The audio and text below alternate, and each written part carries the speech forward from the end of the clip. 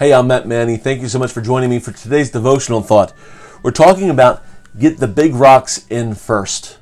We talked in a previous devotional about how to get the big rocks out first, but today we're going to flip that around and flip the script to talk about how to get the most important things, the priorities of our life, in first, because it tends to, our schedule and our life tends to be crowded out by so many other things vying for our time, our attention, and our agenda. When you think about God's calling on your life, if you don't have a clarity on the priorities God has given to you, on the priorities of your relationships, the priorities of your purpose, the priority of why God put you here on earth, it's easy to live according to other people's agendas. I love to build Lego kits with my kids. I loved building Lego as a kid, and I had this thought in mind, when I become an adult one day, I'm going to take my paycheck and buy all kinds of Lego kits. Obviously, it's a rude awakening when you grow up to be an adult and realize you have bills to pay and mouths to feed, and buying Lego kits may not be the top priority. But now, as a dad, and I see even as my dad has grandkids, he loves, and I love, to go ahead and buy Lego kits. And so it seems like every holiday season, we have a different Lego set that we tend to put together. The one currently from this past Christmas season was the Kevin McAllister house from Home Alone, about 4,000 pieces. And we're still trying to put that thing together. But I remember one time for Father's Day, surprise, surprise, I got a Lego set from my kids. And as I was putting the Lego set together, it was this vehicle, a car, a race car. And so I got all the way down to the end. And if you know Lego sets pretty well, you know there's always a couple pieces left over. And usually they're smaller pieces. If it's a bigger piece, though, you know that you missed a step. And so I got all the way to the end, and I realized I had missed a step because I had a pretty sizable piece of a Lego that was left over. So I went back through, traced my steps back, and realized I had missed early on. I had missed putting this very specific Lego piece. So I took it all apart, and I put that piece back in place and put it all together. Now, for some people think, that's crazy. I would have just let things be. I wouldn't go back.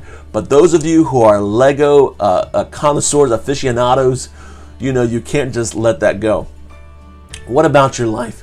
Are there pieces of your life that you're finding you didn't get a chance to get it in, whether it's early on in life, or maybe early on in your day even, or maybe even something that you find yourself, I'm just trying to shove this part of my life, this priority in, and I'm having a hard time getting it in there. When it comes to putting those missing pieces back in, we have to get the big rocks in first. And so there are three big rocks that we need, priorities we need to make sure we have in our lives early on, early in the day. And you say, but what if I'm too far gone? It's okay. You can even start today to get these priorities in your life settled. The big rock number one is this: to seek God. Seek God early. Seek God before we worry about our situation. Matthew 6:33, as we talked about a couple days ago. The second rock is this, is to love God. That we love God by filling our heart with gratitude of what's true, what's honorable, what's right, according to Philippians 4:8. So we seek God, we love God, and then the third big rock is this, is to serve God.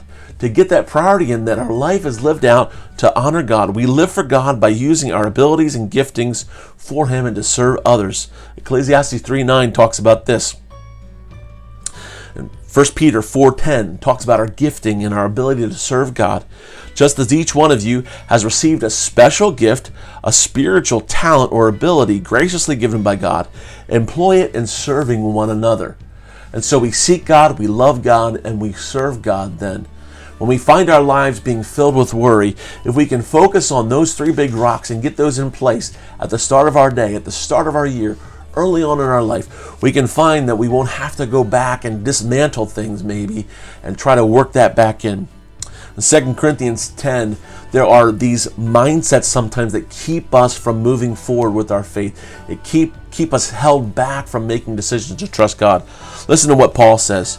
He says, we use our powerful God-given tools for smashing warped philosophies, tearing down barriers erected against the truth of God, fitting every loose thought and emotion and impulse into the structure of life shaped by Christ. And so you get that? He says, fitting each of these things in right in its place. Our tools are ready at hand for clearing the ground of every obstruction and building lives of obedience into maturity. 2 Corinthians 10:5-6. The encouragement there is this, that God has equipped us and given us His Word as a tool that we can use in our lives to get those big rocks in first. Thank you so much. I'm praying for you. I'm glad that we're tracking together as we go through how to have faith for the impossible. Thanks so much for joining me.